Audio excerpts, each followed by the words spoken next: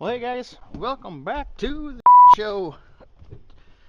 This, this week we are in need of tackling the things that I don't know.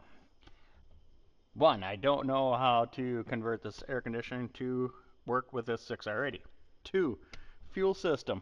I don't know how to put electric fuel pump in my fuel tank. Three, header. Obviously, I cut that header up.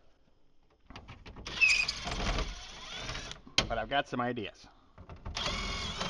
But in order to figure anything out, we need to take it apart. So I cannot get the heater box out with the dash in here. I was hoping I could, but that ain't happening. Technically all this is coming out anyways, because this cluster is going to get changed out to something different. And we might as well get it out of the way. So in the next few minutes, we're going to pull the dash out, we're going to pull the fuel tank out of it, and get this heater box out of there, and start addressing some of these issues. So I don't want a big buildup at the end of headaches to deal with. I'm trying to address them as I go. So we're gonna set up on time lapse, pull the dash out. Good thing is I put this dash in 6 years ago. Bad thing is I don't remember how I did it, but there's just some bolts. We'll figure it out.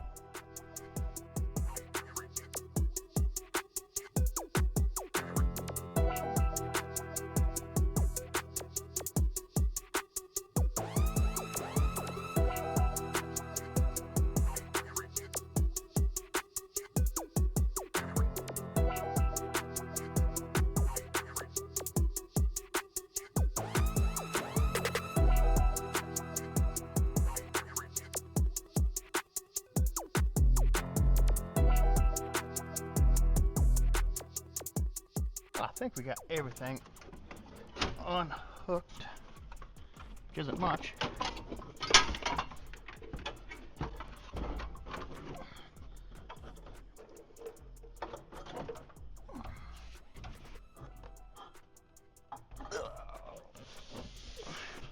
I'm making quite a pile of parts in the back of this van, I'll tell you that. Yeah, that wasn't going to fall right out of there, was it? Huh, okay. It's all unbolted for the most part. I think this mess needs to come off of here first. Where does that go, you think?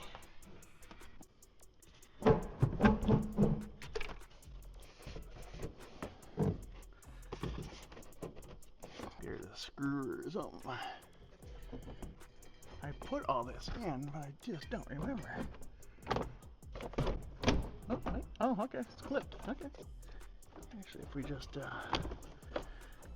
disconnect this wire, just stay there for a second. All right, that's disconnected. That's disconnected. That's the door. Basically, I just got that guy there. Lay out just like that. Okay, we're winning. All right, so you go up there.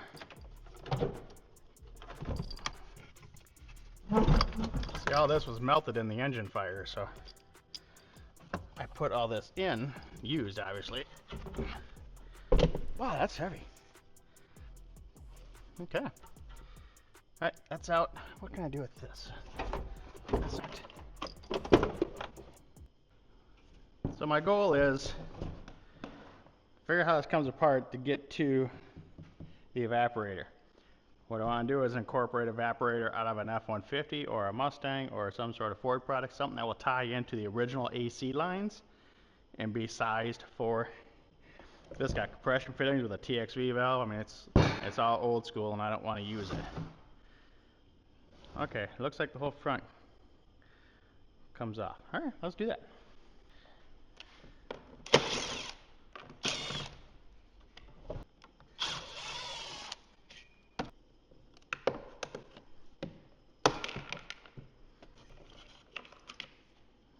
Blower motor.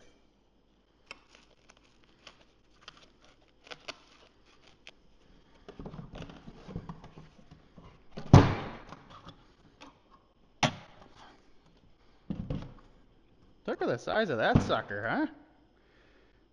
Man, that's huge for an evap. Should probably just put a heater core in while we're in there, huh? Wonder if I can still get one. These guys got to come out first.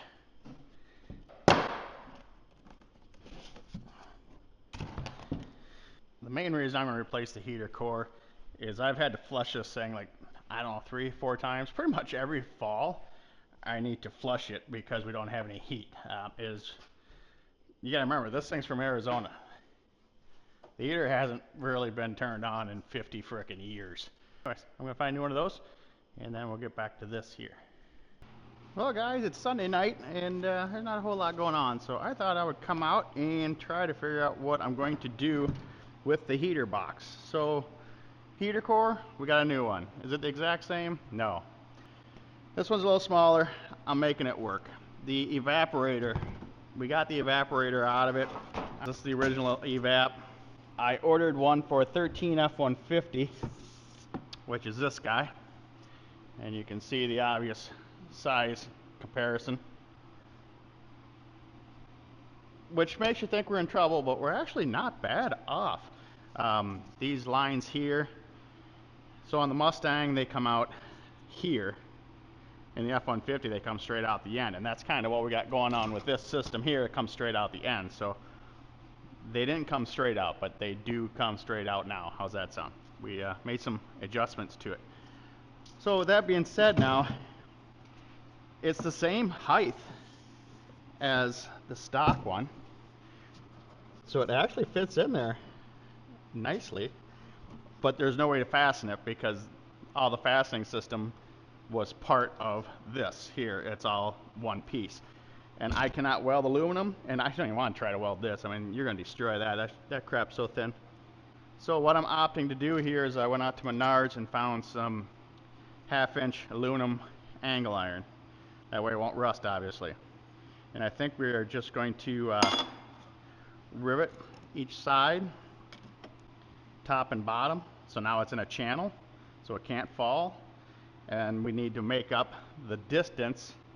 So I've found some of this at Menards. This is window air conditioner insulator, weather strip basically.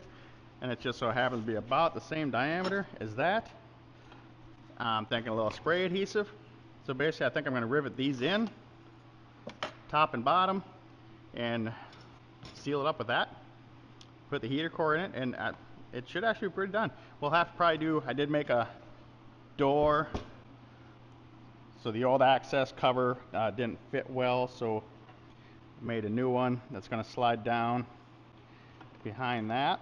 So I'll just have to do like a little siliconing or something, seal that up, and then the TXV, the expansion valve, bolts onto the end of this here, and that's going to basically give us the same line sets as the Mustang or the F-150. So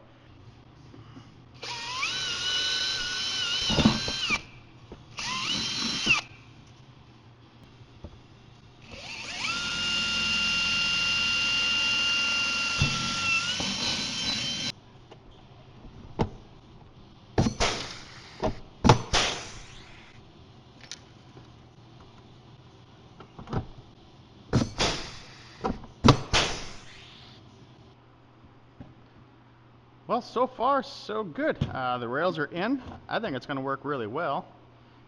And I think we're actually just ready to start putting it together, starting with the heater core. And I'm going to have to do a little combobulating on this as I assemble it to seal it up, because like I said, it's not the same size as...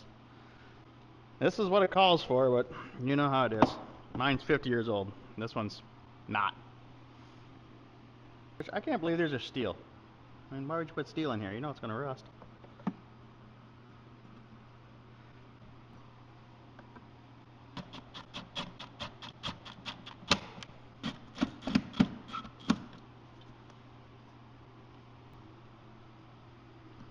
A little further. And this piece here, actually we're gonna,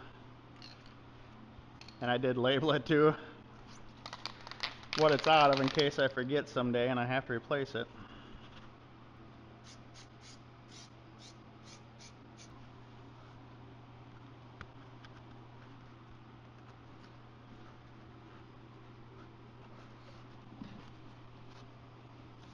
Gave it a quick washing, get all that Arizona dust out of her. Nice. Okay.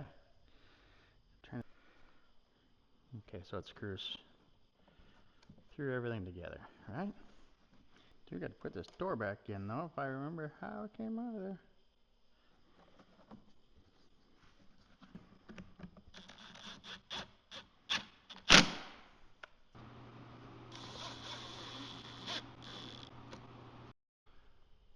Well guys, that's going to wrap up the heater box anyways. It's good to go for now. We got it all put back together, new heater core in it.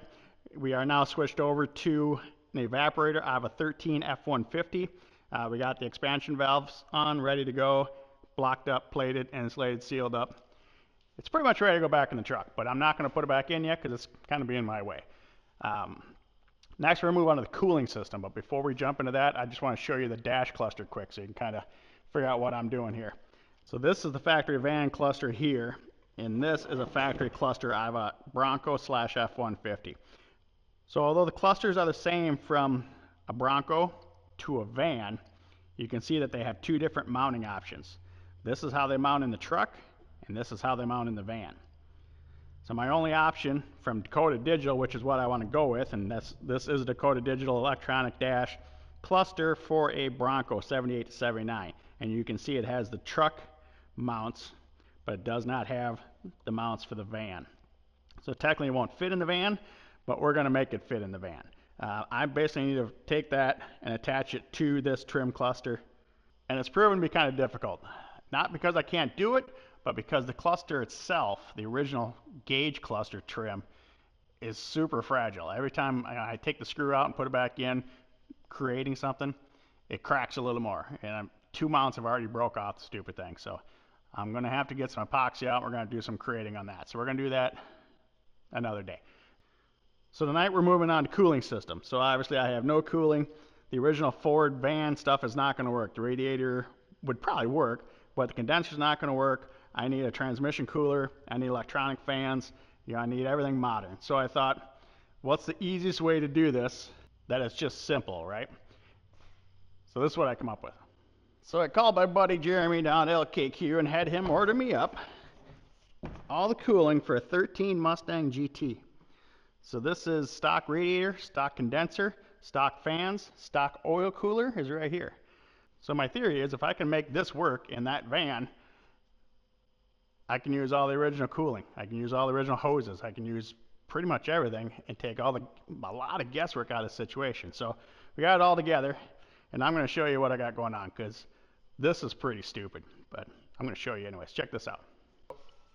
Inside this radiator support from the factory of 77 are 2 tabs for the AC condenser. That's where the AC condenser mounts at. So I'm just using it as a temporary mount here, but I want to show you this before I get started on it. So I've already mocked all this up. So what do you think of that? I mean, does it get any easier than that? Actually, it does. Let me show you the next part, because this, believe me, this gets dumber and dumber as we go. So this thing's mounted on rubber tabs. So I went down to the old engine cradle, and I cut these brackets off. These are the lower mounts from the Mustang cradle, and they go, basically the lower side of the radiator just sits in those. But let me show you this. So now we're under the van here, bottom of the radiator, and you can see this little dicky right here that mounts, right? Check this out. So I just went through and cut these off of that. Look at that. Just got to weld it right to the frame, both sides. But wait, there's more. Check out the top of this, okay? So this is that upper radiator support with the hood latch. And I was like, okay, is the hood latch going to hit the radiator? Check this out. Done. The condenser is mounted low enough that it doesn't even interfere with the hood latch whatsoever. Now how crazy is that? But wait, there's more. So I started to mount the top of the radiator, right?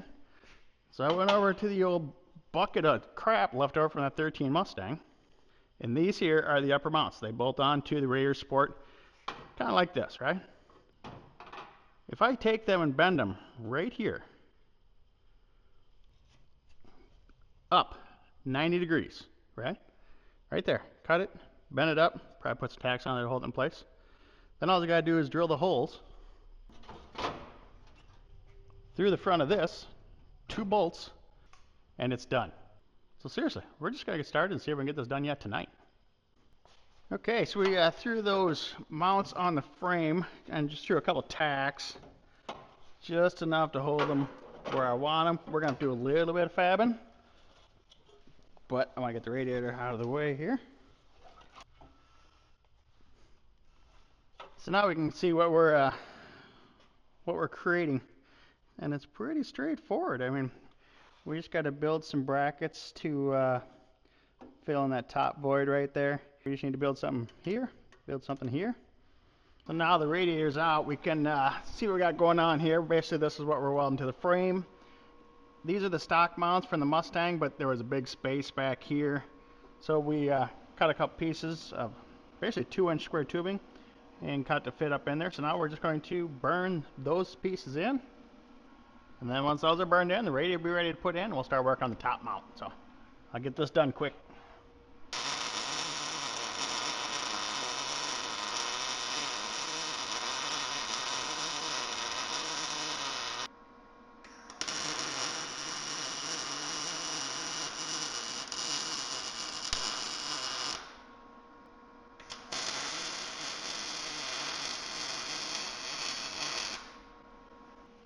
Alright, those are all welded in. Quick little grinder, a little bit of spray paint. She look like she belongs there. Anyways, let's put the radiator, no, let's let this thing cool off for a minute. Then we'll put the radiator back in and start working on the top mount. So we got the radiator put back in there on the lower mounts now. Everything's fitting great. I'm really happy with that. But our top mounts did not work out as planned. I was thinking it'd be about here that we'd cut it and fold it up, but it ends up on the other side of these holes, and it wasn't going to look good. Basically, it wasn't long enough, so we're making it long enough. So I cut them off. I got this one done already, so I cut this one off along just before the hole, so those are eliminated. And then bent up these little brackets here that we are going to weld on here. And that'll give us the correct length that we need to make it do what we want it to do. So that's what we're going to do.